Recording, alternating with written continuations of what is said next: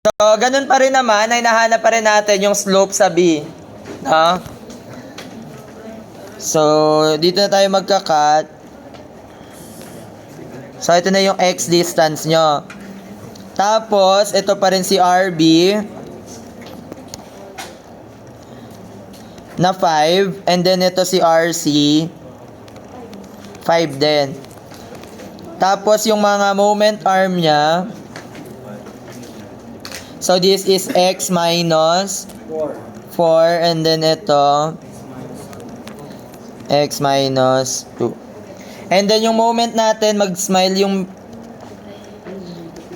Tama? So, summation tayo ng moment at O. Cutting section no equals to 0. So, ano yung mga clockwise moments? Nandiyan yung moment plus 10. Ang moment arm ni 10 ay x minus 5 x minus 2 minus 5 x minus 4 equals to 0. So, EIY double prime is now equal to M. So, itatranspose lang natin sa kabila lahat. So, we have 5 x minus 2 plus 5 x minus 4 minus 10x. No? Kasi yung pinaikot natin doon is kasama yung moment. Ngayon hindi na siya kasama, no? So, next. So, integrate. So, we have EIY prime is equal to 5 x minus 2 squared over 2 plus 5 x minus 4 squared over 2 minus 10 x squared over 2. Pwede nyo ito i-simplify pero wag na, yaman na lang, mas C1. Tama? Then next, EIY, integrate lang natin, no? Integrate lang lagi yan. So we have 5 x minus 2 cube over 6 plus 5 x minus 4 cube over 6 minus 10 x cube over 6 plus C1x plus C2. Ano yung boundary condition? So, dito tayo nag-start. Ano yung deflection dito? 0. Ano yung x dyan? 2. Therefore, if x is 2, y is 0. And then, if x is 4, y is also 0. Kasi ito yun, di ba? Deflection dyan, 0. Ano yung x niya dyan? 4. So, if x is 2, y is 0. Ay, lumipad. Tama? Substitute. 0 equals to, ano to? 0, 0. May value.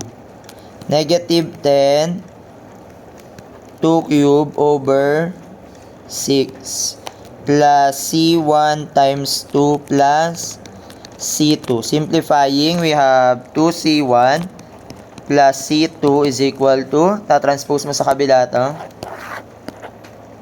Magkano? 10 times 4. 10 times 8. 40 over 3. Then next, if x is 2, if x is 4, y is also 0. So, substituting 0. Ito may value. So, that is 5. 4 minus 2 cube over 6. Then, 0 yon minus 10. 4 cube over 6 plus C1 times 4 plus C2. So, simplifying, we have 4C1 plus C2. Available na ang mix and match ulit sa Jollibee. Magkano? 100? Okay, so substitute solving for C1 and C2. Yung C1 ay 130 over 3 and C2 120. Negative 220. Okay. So again, kailangan natin kunin si slope equation, no? Sir, may tanong ako. Kunyari, tatlo yung reaction. Tatlo yung support reaction. Kumalma ka mamaya, ito na next problem natin yun, no? Huwag kang magmadali, no? O paano pagka, paano nga pagka ganon? Tatlo na yung unknowns, ilan lang yung equations natin, dalawa. Mag-enjoy kayo. Ayan. So, next. Substitute natin ano yung value ng C1. That is 130 over 3. Ang hinahanap natin is y prime at b.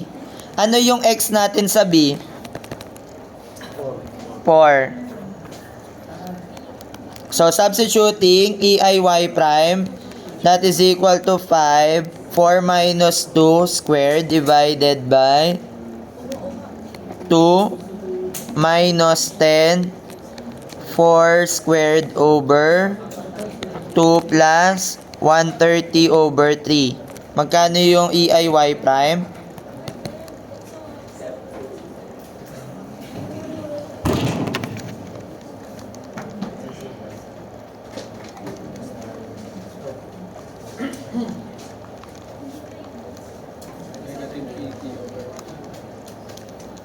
That is negative 80 over 3. Therefore, ang y prime din natin is 80 over 3 ei. So again, bakit naging negative? Kasi naiba na yung direction, no? Iba na yung slope. So kung kanina, ang nakuha natin is positive. So siguro ganito yung concavity ng curve natin. Baka pa ganyan siya, no? Ayan, baka pa ganyan yung deflection niya. So, ibig sabihin yung slope dito is paangat. No? Nung dito tayo nag-start. So, kaya naging positive yung slope. Since dito na tayo nag-start, pababa na yung slope. Kaya lang magkaiba ng direction. Kasi magkaiba kayo ng pinagsimulan, no? Pero either way, tama naman. Tama naman yan parehas.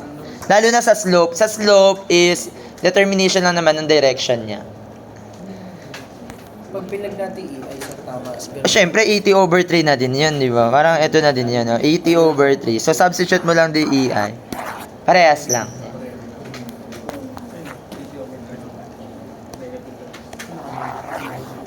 Siyempre, kopyahin na natin yan.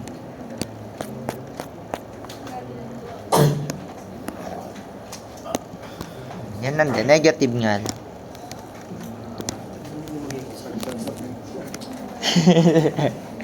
Si Rael pinakamasipag gumawa ng play. Consistent naman, di ba? Oh, alam ko naman kasi.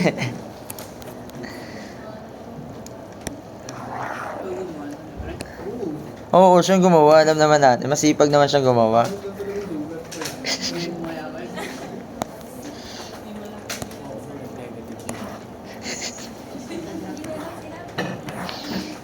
O hindi, at least